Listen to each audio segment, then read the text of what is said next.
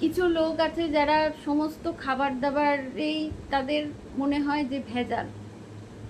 হ্যাঁ, আজকাল ভেজাল তো থাকেই সমস্ত খাবারে বা পানীয়তে, কিন্তু তাই বলে কি খাওয়া দাওয়া ছেড়ে দেবো? সেটা তো হয় না। এদের কথা শোনো, এদের কথা যদি তুমি শোনো তাহলে কিছু খেতে গেলেই তোমার ভয় লাগবে। এদের কথা অনুসারে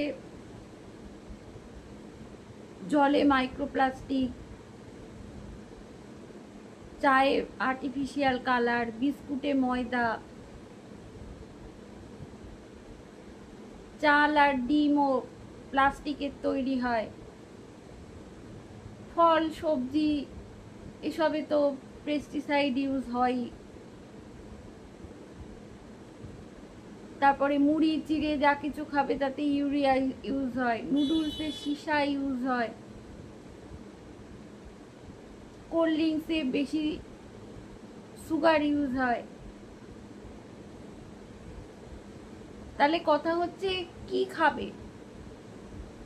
যা কিছু খেতে যাবে তাতেই তো ভয় লাগবে এদের কথা অনুসারে। আর এদের কথা অনুসারে মানে কিছু খাওয়া আর পানীয়তে এতটাই মানে ভেজাল থাকে যে তা খেলে কিডনি, লিভার, হার্ট, স্টমাক, মানে যা যা অর্গান আছে শরীরে সব কিছু ড্যামেজ হয়ে যেতে পারে। তাহলে মানুষ করবে কি? তাহলে কি নিঃশ্বাসও নেবে না? নিঃশ্বাসও তো আজকাল বিষাক্ত, তাতেও তো কার্বন ডাইঅক্সাইড মেশানো আছে। তাহলে কি মানুষ শ্বাস নেওয়াও ছেড়ে দেবে? তাহলে মানুষ বেঁচে থাকবে কি করে? এই সমস্ত লোকের কথা শুনে কিছু না খেয়ে, নিঃশ্বাস পর্যন্ত না নিয়ে এইভাবে ভয়ে ভয়ে বেঁচে থাকার চেয়ে